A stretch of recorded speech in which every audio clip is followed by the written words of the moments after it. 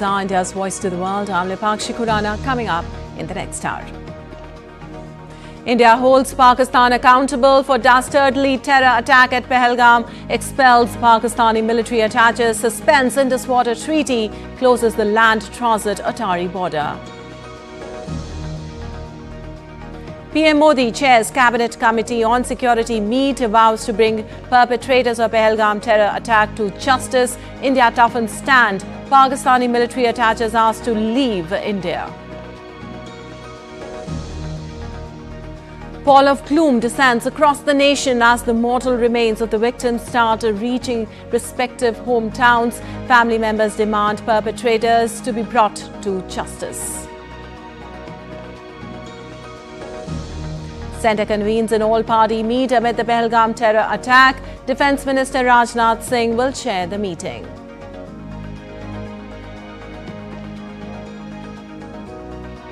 Prime Minister Narendra Modi to inaugurate India Steel Global Conference in Mumbai via video conferencing. Over 12,000 business visitors and 250 exhibitors from India and abroad to attend. And US President Trump lashes out at Ukrainian President Zelenskyy for refusing to part with Crimea to end the conflict.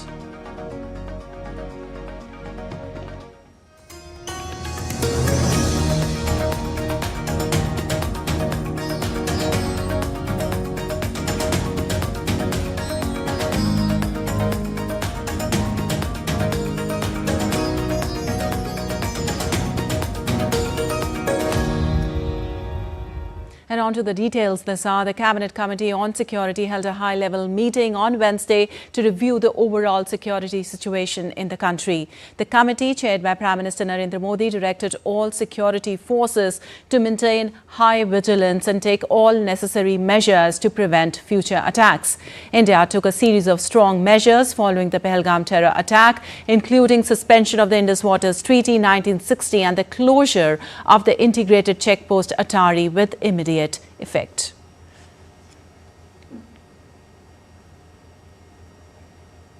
And India's Foreign Secretary Vikram Misri gave details of those measures taken by India in the wake of attack in Pelgam. Let's listen in.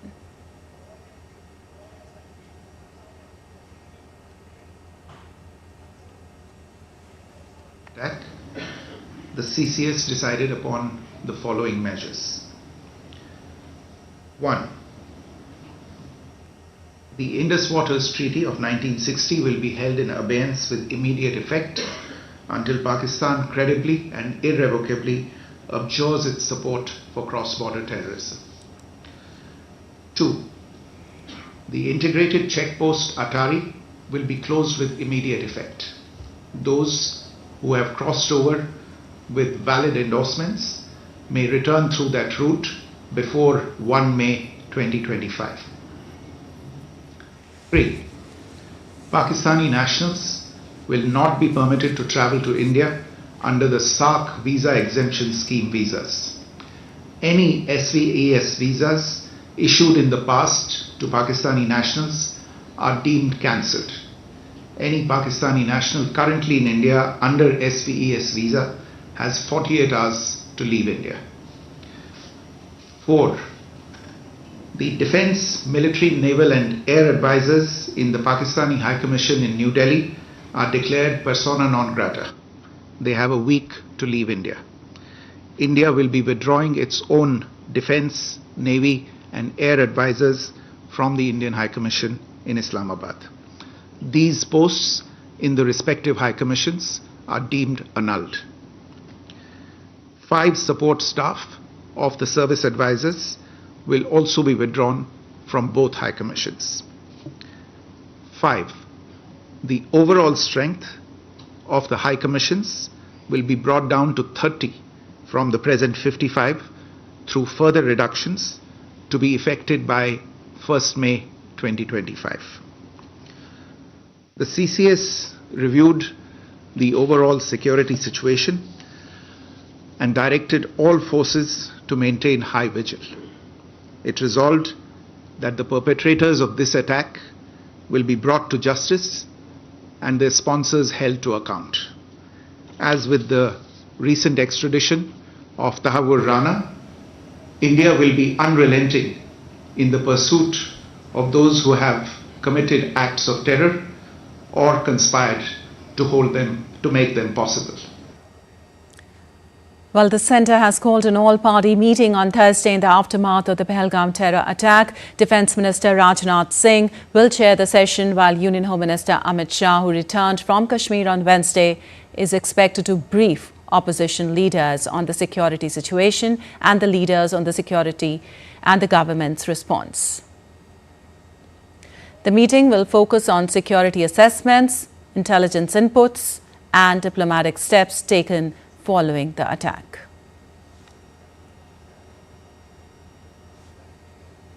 Well, the whole nation is in agony and pain in the aftermath of the Pelgam terror attack. People across the nation are mourning the death of victims, offering condolences and holding candle marches in solidarity with the victim families.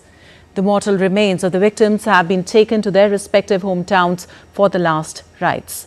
The families of victims of the Pelgam terror attack mourned the loss of their loved ones as they urged the government to take strong action against the perpetrators of the heinous crime.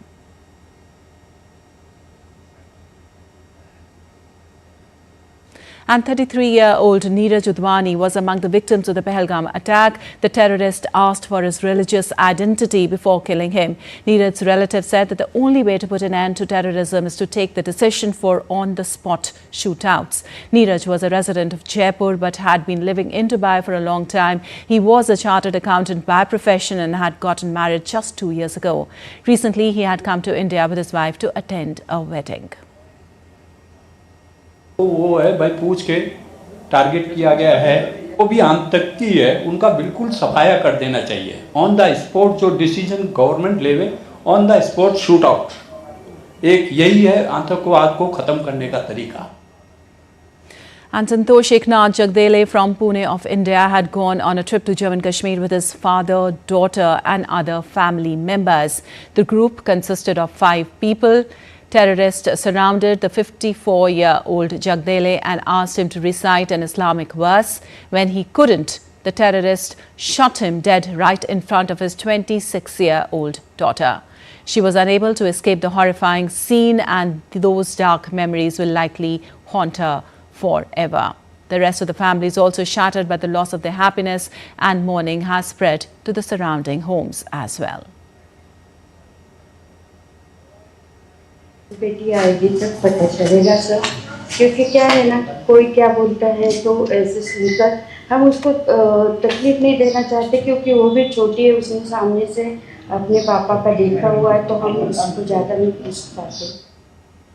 Also among the victims of the Pelgam terrorist attack was the family of Pitan Adikari, a resident of Kolkata. Adikari was brutally killed by terrorists. Pitan had been living in Florida, USA for the past 10 years. On April 8th, he came to India on vacation with his wife Sohini and their 3-year-old son Hirdan.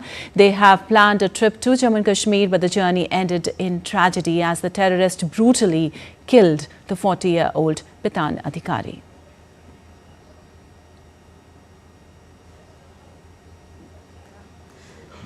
मैं क्या करूँ, कुछ समझ में नहीं आ रहा, और मैं भी क्या बोलूँ, कुछ बोल नहीं सकी। सिर्फ बोली तुम अपने बेटे के तरफ के देखे, थोड़ा धीरज रखो, हम लोग तुम्हारे पास हैं, साथ है।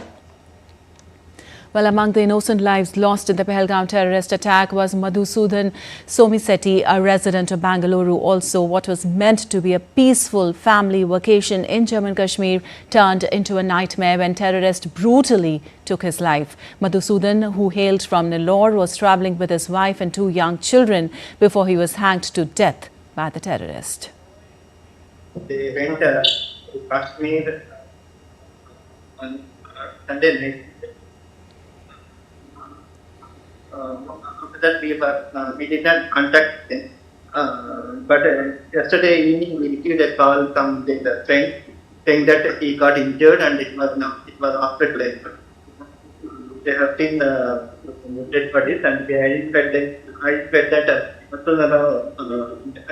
dead. And among the warm-hearted and peaceful souls taken away by the Pelgam terror attack was J. Chandra Maloli, a resident of Visakhapatnam, Andhra Pradesh. Chandra Maloli set off on a trip to Jammu and Kashmir where terrorists took his life. His sudden death has left his family and friends heartbroken. A man who stood by everyone was tragically consumed by the cruelty of terrorism. I thought that he went to his native place, Parvatipuram, but today morning when 10 TV people have come and they said this message, and I am very much shocked, and I asked them to identify, and they have shown the photo which is identified to be true. So it is a very unfortunate and shocking news. I pray God to rest his soul in peace. And we have Salman Kazi from Srinagar and Debyendu Model joining us from Delhi. Salman, my first question to you. Yesterday, a full bandh was declared in the city. The city, which was bustling till day before, now has come literally to a standstill. How is the situation there right now? I think yesterday's bandh was unprecedented. That is the first time that there has been a bandh called in response to a terror attack. So definitely this is kind of a new leap in Kashmir's political history, that in last 35 years there have been many incidents, but this is the first incident that has eventually been responded by a bandh by local people. So there were spontaneous protests on the day of the attack, and there were protests across all the towns, whether in Jammu, whether in Kashmir, and it was very unanimously and unequivocally condemned by the people, and they demanded justice. So definitely the bandh was called yesterday, and most of the trade bodies and most of the religious bodies and the political parties, they had supported this bandh. All right, justice being demanded, of course. Debyendu, my next question to you. The CCS yesterday decided to take several steps on the diplomatic front. What are the key concerns and outcomes that the political parties are expected to address in today's all-party meet, especially in light of the Pelgam attack? Well, Lipakshi, yesterday till late evening, we saw the Cabinet Committee on Security chaired by Prime Minister held a meeting at the Prime Minister's residence in New Delhi. And after the CCS meeting concluded, there were about 20 minutes of which Home Minister Amit Shah and Prime Minister Narendra Modi did speak just one-on-one. So of course, and after that we saw the briefing by the Ministry of External Affairs, where Foreign Secretary Vikram Misri did brief the media about the steps that have been taken by the CCS, and one of the key steps that has been taken is to keep the Indus Water Treaty in abeyance.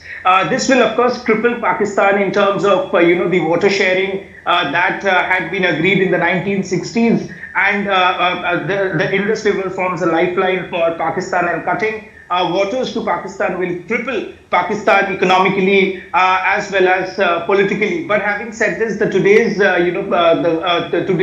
meeting of all party that has been convened by the government is to apprise all the political parties about the steps that the government has been taking to curb terrorism in the valley of Jammu and Kashmir, and not just in Jammu and Kashmir but across the country, and also what are the steps that has been taken by the government. This is a healthy democratic practice where the government briefs all the political parties that are present in the parliament. The meeting is expected to convene at about 6 p.m. this evening at the Parliament Annex C, where the invites for the all-party meeting has already gone out from the government side. All the parties that are represented with their parliamentarians in the parliament have been invited for this all-party meeting. It will be chaired by Rajnath Singh, the defense minister, and both the Home Minister, the Union Home Minister Amit Shah, as well as the Foreign Minister Dr. S. Jaishankar will be briefing all the political parties about the steps that the government has taken, and it will also feature the steps or the meetings that Union Home Minister Amit Shah, who was in Srinagar as well as in Pelgam, what are the meetings that he had with the security officials. It will be briefed to all the parties of the parliament at the all-party meeting. In fact, Foreign Minister Dr. S. Jaishankar will brief the political parties of India as to what steps diplomatically the government has been taking to cripple Pakistan as well as to punish Pakistan, who has been at the forefront of perpetrating or waging war against India through through terrorism over the years. And it is of course a healthy democratic practice where such protocols are followed, and the government also wants to show that the country is united irrespective of their political ideologies. Absolutely. All right. Salman, I wanted to know also, how are the initial investigations going on out there? Any update on that? The security agencies have basically shared some of the sketch that of the attackers in this case. They are sharing, and obviously there are also a few names which have not been officially released, and which kind of try to identify who these terrorists were. So I'm sure that the investigations will pick up, and they will be revealing the names. I'm sure that they might be even at some advanced stage where they have some very concrete leads, but those leads have not been yet shared with the media as of now. So definitely what we have is that our sketch. There have been Anantnag police has announced a reward for anybody who leads to which leads to the information about these perpetrators. So these are some of the leads that have been generated by the local security agencies. All right. Salman, also, what's the latest on the tourist front? Many special flights had been flown yesterday to fly them back. Yeah, definitely. There were 7 additional flights that were flown back yesterday. Most of these flights were due to the rescheduling request by the tourists who wanted that. Some of them who might have stayed for a few days, they wanted to go back as soon as possible. So those flights were those 7 additional flights, and in total 53 flights were arranged yesterday. So in addition, I'm sure that even today there will be a lot of additional flights that will be flown, and because when our reporters went out and they talked to the tourists, most of them were quite shocked and had a very traumatic experience, and they kind of wanted to return to the home as soon as possible. All right. Debendu, how do the party leaders plan to respond to the growing security concerns in Jammu and Kashmir, particularly following the recent attack, and how are the opposition leaders expected to react? Well, Lipachi, we have seen that there has been much coordinated response from the opposition side when it comes to such an issue of national security. And of course, the message from the government is very clear that at such a time we stand as a united country irrespective of our political ideologies. And we have seen the Congress's leader of the House as well as the President Mallikarjun Kharge did speak to Union Home Minister Amit Shah and extended his support of whatever is needed from the opposition side. Even leader of opposition in the Lok Sabha, Rahul Gandhi, who currently was in a tour to the United States, did come back, cutting short his trip to attend this all-party meeting. And of course, even LOP Rahul Gandhi did speak to Union Home Minister Amit Shah over a telephonic call, and did extend his support and the support of the Congress party as well as the opposition as to whatever steps that the government takes. So therefore, we see that the oppositions in this particular issue of national security stands united with the government, and they have extended their support to the government to whatever actions or measures that the government takes in order to curb terrorism as well as to secure the borders, integrity and sovereignty of India. The opposition will stand united, and therefore today's all-party meeting will also give us an understanding as to how the opposition parties and the government together can work for national security and protecting the integrity and sovereignty of India, and how to weed out terrorism from India, as well as give a strong response to our neighbor Pakistan, who has been trying to wage this proxy war against the state, against India, befitting reply, and it will perhaps come out as a very strong message against Pakistan that when it comes to national security, the country is united, and irrespective of all the political parties' ideological differences, when it comes to national security, the country stands united, and therefore all eyes will of course be at 6 p.m. when this all-party meeting convenes later in the evening, which will of course, as I said earlier, will be chaired by Defence Minister Rajnath Singh, and parties will be briefed by Union Home Minister Amit Shah on whatever security arrangements, measures that have been taken in place, and the investigations, and an update on the investigation that are currently going on in the state of Jammu and Kashmir to all the political parties that are represented in the parliament. And on the external affairs front, Dr. S. Jaishankar will be briefing all the political parties about what diplomatic steps that the government has taken after the CCS was concluded last evening. Lipakshi. All right, Debindu, thank you so much for all those details. Salman, yesterday there were a lot of candlelight marches in the city and nearby areas. How are the locals reacting right now? As I have said already, the locals have unequivocally, they have condemned this attack. They have been demanding justice. They have been saying that this attack does not represent what they think should have happened. And definitely there has been as I told you, that this is a very unprecedented kind of an thing, that is full day strike ban, and it was not enforced by anybody. So it was a spontaneous ban, which was supported by most of the people, most of the trade bodies, most of the trade bodies, and also the political parties. All right, Salman, thank you so much for all those details. And now we have Vishal Baristo joining us from Srinagar, and we have Akshay Dongre also from Delhi. Well, Vishal, you are in Srinagar right now. Give us a sense of what's the situation like in the valley right now. Well, a very good morning to you, Lipakshi. I am here at the Dal Lake, and I would ask my cameraman to show you how Dal Lake looks quiet, and this is the place which used to be buzzing with the tourists, because this is tourist season. But because of the terror attack in Pelgam, not many tourists are seen here.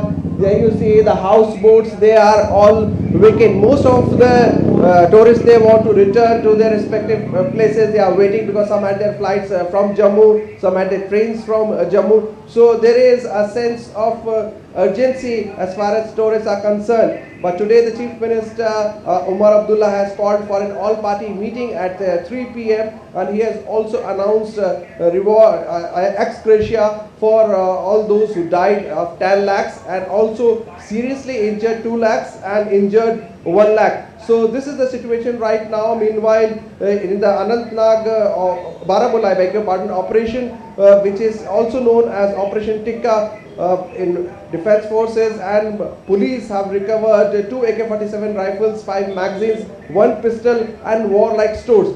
But that the identity of the terrorists are still to be ascertained, because there was an encounter between the armed forces and the infiltrators in the Baramulla sector at Uri, to be very precise. So this is the situation here, though the people of Srinagar, they have showed their solidarity, and it is all across Jammu and Kashmir. There was a complete ban, strike down, no business activity was done yesterday. But today, the people of Srinagar especially, they are telling the world and also to the terrorists that we are not to be cowed down by any terror activity. We stand united and we will work for the unity of the country and also for the communal harmony across the state. Lipakshi?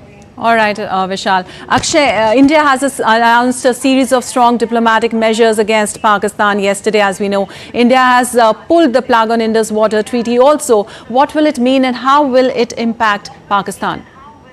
Well, Lipakshi, to understand the relevance of Indus Water Treaty and its significance for Pakistan, we must understand that how important it is for the country. First of all, about 90% of water requirement for agriculture and other needs is fulfilled by the Indus Water and its tributaries as far as Pakistan is concerned, and clearly that's the reason why it seems that Islamabad is quite rattled with the strong decision that has been taken by the Indian government. The second thing is about the closure of Atari border. That also hints at the strong response that is being given by India, and the Atari Wagah border that has been considered as a beacon of hope that the situation will normalize and the relations will improve. The plug has been pulled from that aspect as well, as far as the Indian government is concerned, and clearly for good reasons that you cannot have good relations with a country that is trying to kill your civilians, that is trying to sponsor terrorism and infiltrate hardened, trained religious fundamentalist terrorists into your country. So that is a strong response that is being taken by the government. But as far as Indus Water Treaty is concerned, the treaty which was formalized by the World Bank in 1960, it is quite relevant and for Pakistanis especially, because Indus Water is Indus River is the river which, along with its tributaries, is the main lifeline of Pakistan, and if India pulls the plug on that, that becomes a great situation for the country that has been constantly sponsoring terror into India, not only India but into all of its neighbors. And now, finally, the Indian government has strongly reacted in a language that Pakistan understands.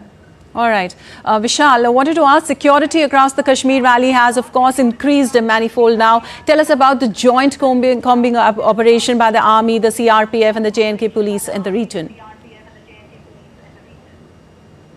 Well, absolutely, because of this terror act, security has been beefed up, and yesterday there was a high-level meeting, and the Lieutenant Governor of Jammu and Kashmir has given clear instructions to the DG of CRPF and DG of Jammu and Kashmir Police to go all out and ensuring the security of the people, and also go all out as far as the combing operation is concerned, because though the sketches have been released, but still they are yet to find the attackers and the killers. So the security agencies, which also includes military intelligence, are working in tandem, and I'm talking about not only the paramilitary forces, which is the Central Reserve Police Force, but the BSF, the Border Security Force, our first line of defense, have also been put on high alert because the infiltration attempts are still on. Yesterday there were 2 infiltration attempts, one in the Baramulla and the other one in Kulgam. So the state-sponsored terrorism by Pakistan continues despite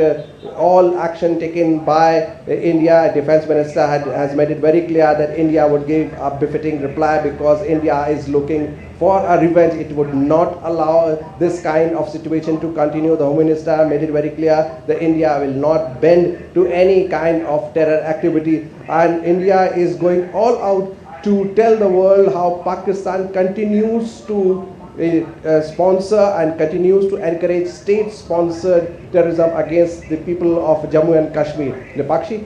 All right. Akshay, also how, as you also mentioned, how will the closure of the Vagatari route and the cancellation of the Pakistani SAARC visas affect the trade and other bilateral relations? Well, the kind of incidents that have happened, especially the state-sponsored terror attacks that have taken place, the kind of infiltration cross-border attacks that have taken place, were all being responded to by India. But what has happened in Pelgam is in fact a dangerous precedent as far as attacks are concerned against civilians. This is nothing short of an attack like 26/11. The only difference is that the terrorists this time could not find places to hide or continue with their attack. They also wanted this to be a terror attack in its real sense, because the way they have left-fed the women and children and have asked them to spread the word across the country that how attacks were done, and directly challenging the Indian government. Clearly, it could not have been done without the support, direct support of the Pakistani military, the Pakistani intelligence agencies like ISI, and the Pakistani government itself, because these kind of attacks cannot just take place. Ammunition, arms cannot just be delivered without the support of a much larger power. Absolutely. And clearly, the kind of statements that have been given by the Army Chief of Pakistan, General Munir, clearly it was a disaster waiting to happen when an army chief of a country talks about hatred based on religion, talks about attacks, talks about a war against their neighboring country.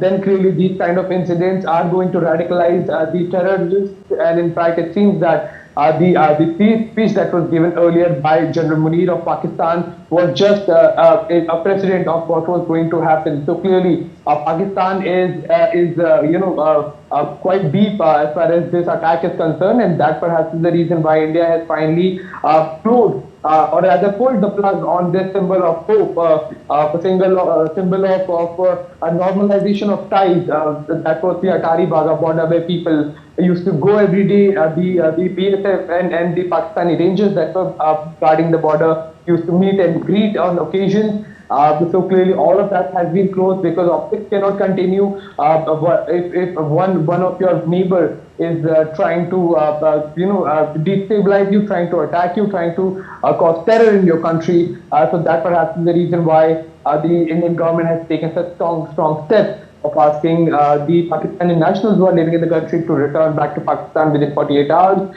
reducing the size of embassies, pulling the plug on Indus Water Treaty as well. So all of these are quite drastic steps, but these are not the only steps that the government are taking. The government is also contemplating taking further stronger actions as in when the course this entire investigation that's taking place continues. Back to you, Pakistan. All right, Vishal. As we understand, special forces, sniffer dogs, and other technical intelligence means have been deployed to track down the attackers. Any more information we have as of now?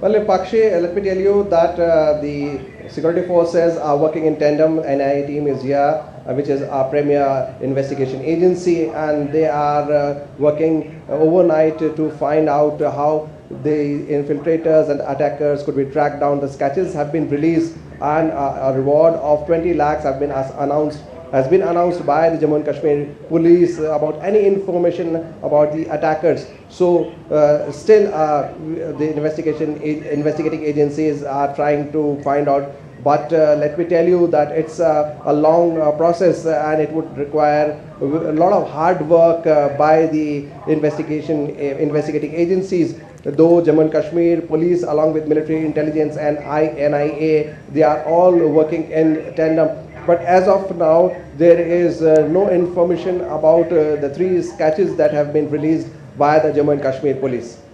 All right. Thank you so much, Vishal and Akshay, for all those details.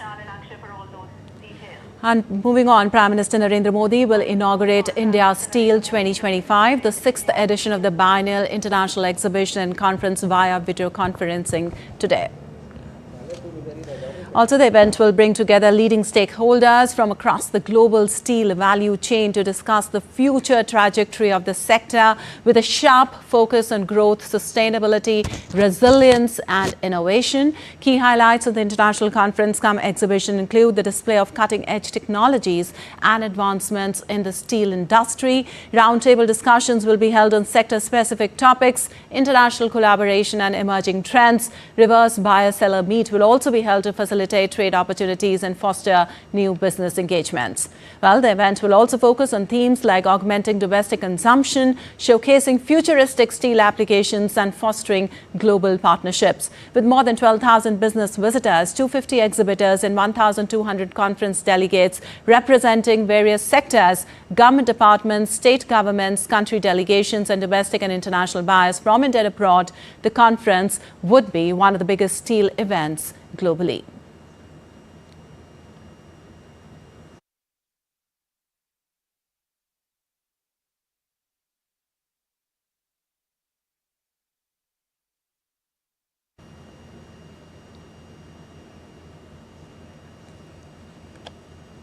And still to come on DD India News Hour.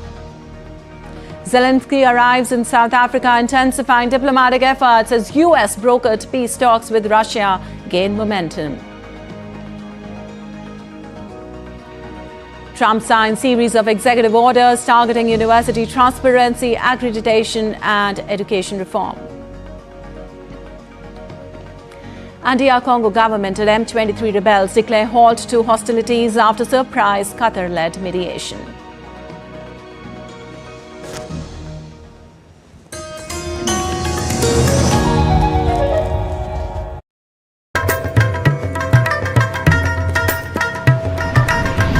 Welcome to Jharkhand, the land of forests.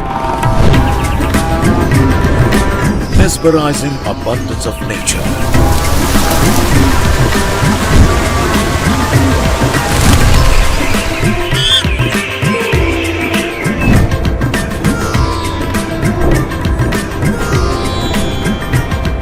Vast accumulation of natural resources. Rich legacy of contributing to India's economic foundations.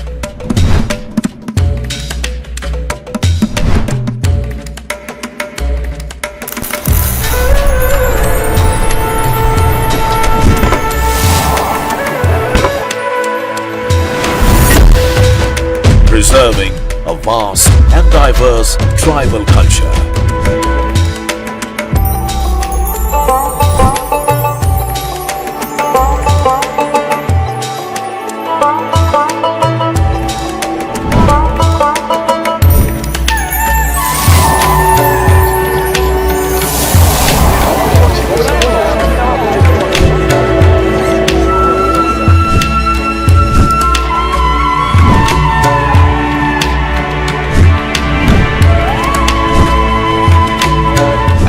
With diverse offerings, Jharkhand is a haven for various tourism activities, shaping India's future generations with quality education, a breeding ground for future sports persons.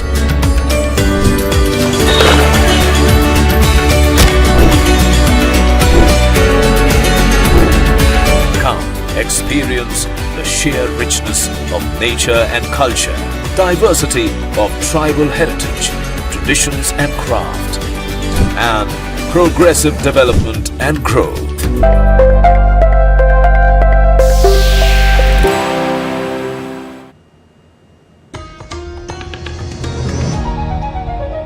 Welcome back. You're watching DD India News. I'm Lipakshi Khurana. Time now for a quick recap of the headlines.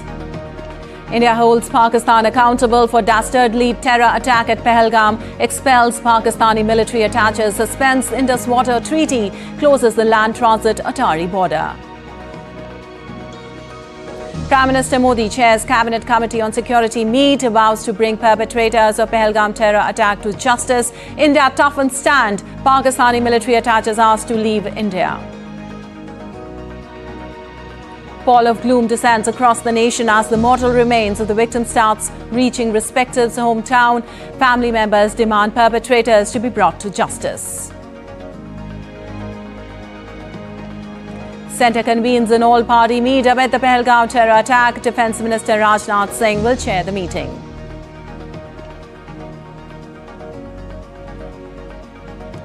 Prime Minister Narendra Modi to inaugurate India's Steel Global Conference in Mumbai via video conferencing. Over 12,000 business visitors and 250 exhibitors from India and abroad to attend. And US President Trump lashes out at Ukrainian President Zelenskyy for refusing to part with Crimea to end the conflict. And moving on, US President Donald Trump and Ukrainian President Volodymyr Zelenskyy clashed again on Wednesday on efforts to end the 3-year-old conflict in Ukraine. Trump has attacked Zelenskyy for refusing to recognize Russia's occupation of Crimea, accusing him of harming peace negotiations with Moscow. In a post on Truth Social on Wednesday, Trump described the situation for Ukraine as dire. He said that Crimea was lost years ago and is not even a point of discussion. Speaking at the White House, Trump said he just wanted to see the conflict end. Everything is good. Look, I just want to see the war end. I don't care. If they're both happy, they both sign an agreement. I have no favorites. I don't want to have any favorites. I want to have a deal done. I want to save their lives. It's way down. Earlier, Zelenskyy has ruled out ceding territory to Russia in any deal before talks set for Wednesday in London among US, European and Ukrainian officials. Zelenskyy said there is nothing to talk about. It is our land, the land of the Ukrainian people. As we start talking about Crimea, our sovereign territories, etc., we enter the format that Russia wants a prolongation of the war because it will not be possible to agree on everything quickly. Ukraine does not legally recognize the occupation of Crimea. There is nothing to talk about. It is outside our constitution. This is our territory, the territory of the people of Ukraine. Well, Ukrainian President Volodymyr Zelenskyy arrived in South Africa on Wednesday night, intensifying diplomatic efforts as U.S. brokered peace talks with Russia gain momentum. Zelenskyy plans key meetings with South African President Cyril Ramaphosa and European leaders from Spain, Poland and the Czech Republic. The visit comes as Zelenskyy signals readiness to negotiate with Russia if a ceasefire halts the fighting. In a significant development, he also expressed willingness to meet U.S. President Donald Trump later this week during the funeral of Pope Francis. And a combined Russian missile and drone strike triggered fires in several districts of the Ukrainian capital Kyiv early on Thursday, injuring 21 people. Mayor Vitaly Klitschko confirmed 6 major fires in the Sviatoshesky district, with residents trapped beneath the rubble and homes severely damaged. Metal debris also fell across multiple neighborhoods, heightening panic. Just hours later, the city of Kharkiv near the Russian border came under siege. Mayor Ihor Terekov reported 7 missile strikes, shattering windows in the high-rise building. Within an hour, Terekov also reported a drone strike on the city, though there was no indication of any casualties. And moving on, President Donald Trump on Wednesday signed an executive order directing his administration to enforce existing laws requiring universities to disclose when they receive large foreign gifts. Trump signed a second order making changes to the university accreditation process in order to force accreditation to be focused on the merit and results rather than woke ideology.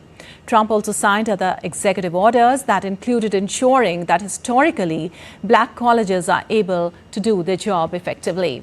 Another executive order was related to AI and ensuring that school children, young Americans, are adequately trained in AI tools. The U.S. President also signed executive orders on school discipline policies and instructing the departments and agencies no longer rely on disparate impact theory.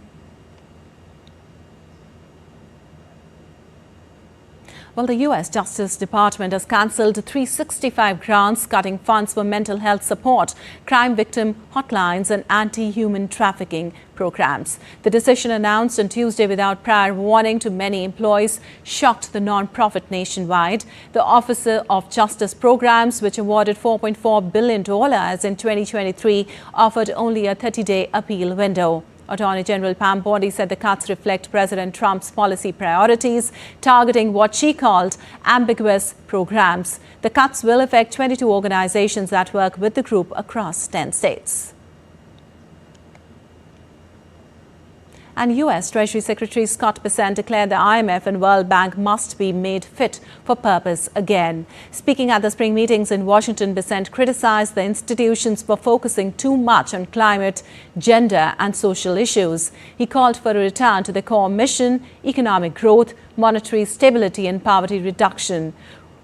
Warning against blank checks for vague agendas, Bessent urged tougher stances on borrower reforms and more investment in reliable energy sources, including fossil fuels and nuclear. His remarks come amid fears of a U.S. pullback from the institutions. While praising IMF and World Bank leaders, Bessent demanded measurable results, signaling the Trump administration's hardline shift on global economic governance.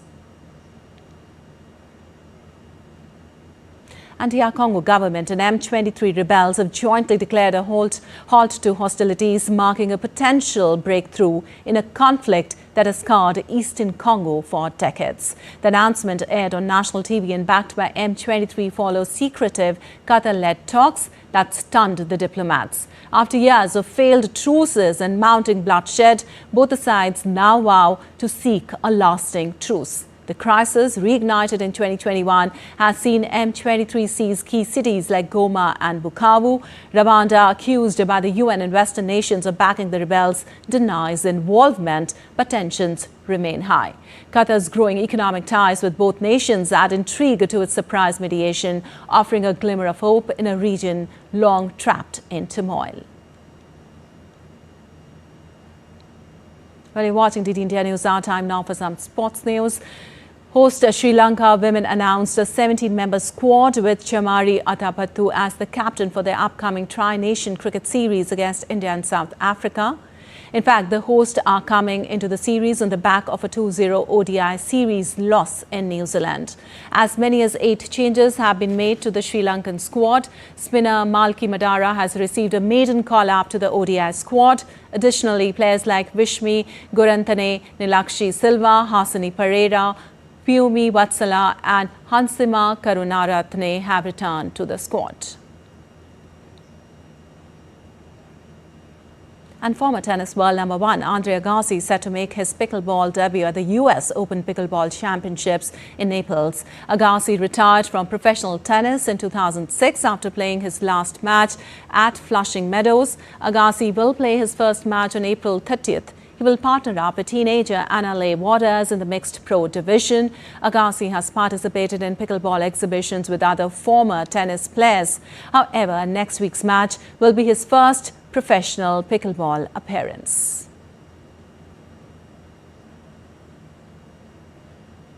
And Zimbabwe secured their first test match victory after 4 years as they defeated host Bangladesh by 3 wickets on day 4 of the first test match. Zimbabwe's last win came against Afghanistan in March 2021. This was the highest successful test chase by Zimbabwe, adding another layer of history to the victory. Chasing 174 runs in the final innings, Zimbabwe's Brian Bennett and Ben Curran put together a 50-plus run partnership. Zimbabwe lost 7 wickets in quick succession, but in the end, Richard Nagarawa and Wesley Mathebere ensured that their team crosses the finish line.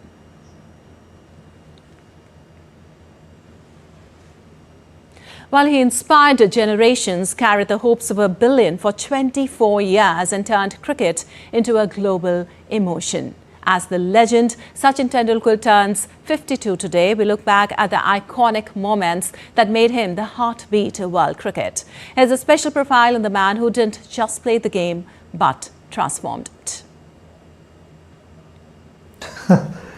No, I'm no god. I'm Sachin Tendulkar, and it feels comfortable to be Sachin. It's nice that people love me, they like me, and they're expressive.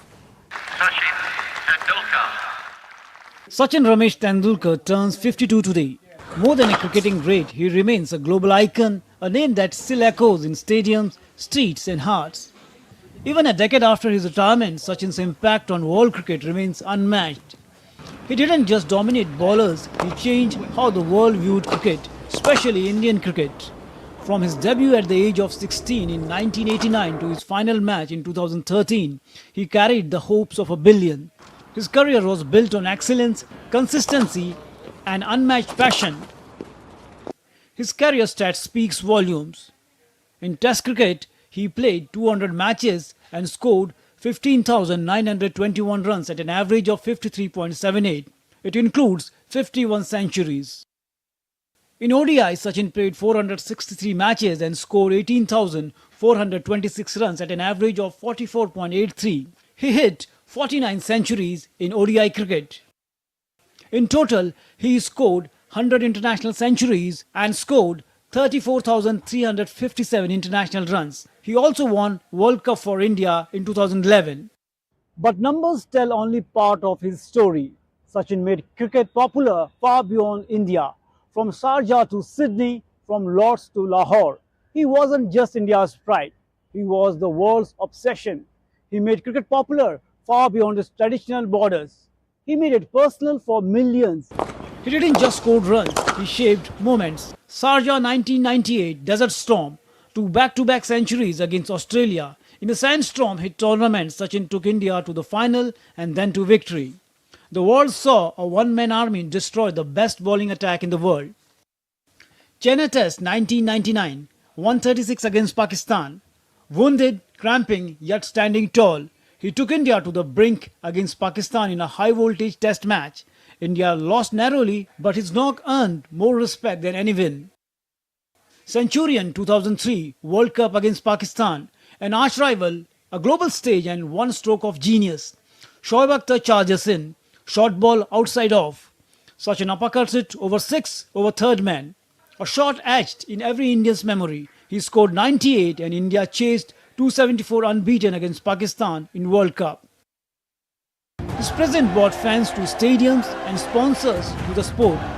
He helped turn cricket into a global commercial force. Legend across borders, from Brian Lara to Shane Warne, praised his genius. Young players worldwide still look to him as gold standard. His humility off the field and intensity on it earned him love and respect. He became the face of Indian excellence, not just in sport, but as a national hero. At 52, Sachin is as relevant as ever. A mentor, voice of the game, and champion of grassroots cricket. His story still inspires. Today the world wishes happy birthday to the man who made cricket larger than life. Sachin Tendulkar, forever the master, forever the icon. Narayan Singh's report for DD India. And Prime Minister Narendra Modi is set to the eastern Indian state of Bihar, Madhubani. Now, interestingly, Madhubani, the state's name, is based on the very famous style of painting that refers to the rural art form and is a globally acclaimed artwork. Our next report tells you more. Take a look.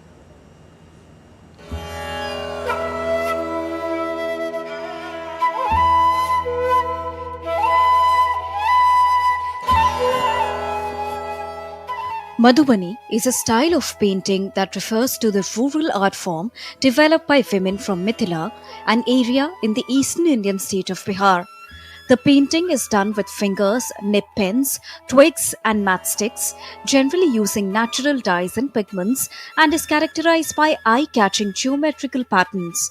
While its exact origin is unknown, legends hold that King Janak, the ruler of the Mithila region in the 8th or 7th century BCE, requested this new form of painting to capture his daughter Sita's wedding to Prince Ram, the central figure of the epic Ramayana. Initially, women used to make Madhubani paintings on the freshly plastered walls and floors of mud huts, and this technique was then passed down for generations, and today, Madhubani paintings are also made on cloth, handmade paper and canvas. Although both men and women now paint in this style, Madhubani stands out as an art form historically developed and dominated by women. And most Madhubani paintings depict men and his association with nature and scenes along with deities from ancient epics. Natural objects, plants, social events are also represented in these paintings. Not only this, the traditional Indian art form is also noted for its usage of local plants for colors, cow dung to treat the paper, and bamboo sticks that serve as brushes. Madhubani art is not just a painting style, but it's a symbol of Bihar's rich cultural heritage and the skillful craftsmanship of local artisans. The artwork has always had a special place in diplomacy as well. Back in the year 2015, Prime Minister Narendra Modi presented to the Lord Mayor of Hanover a Madhubani painting depicting various stages of life. And now, the globally acclaimed art form continues to represent the local and rich cultural heritage of India on international platform. Deepika's report for DD India. All right, that's all for this edition of DD India News Hour, but let us know your thoughts on the news of the day. For those on the go, you can get all the latest news and updates from India and across the world on the DD India mobile app. The app is available on both Android and iOS platforms. Scan the QR code on the screen to download now. We'll be back with more news as it breaks here on DD India. I'm Lipakshi Khurana from all of us here in Delhi. Thanks for watching DD India News Hour.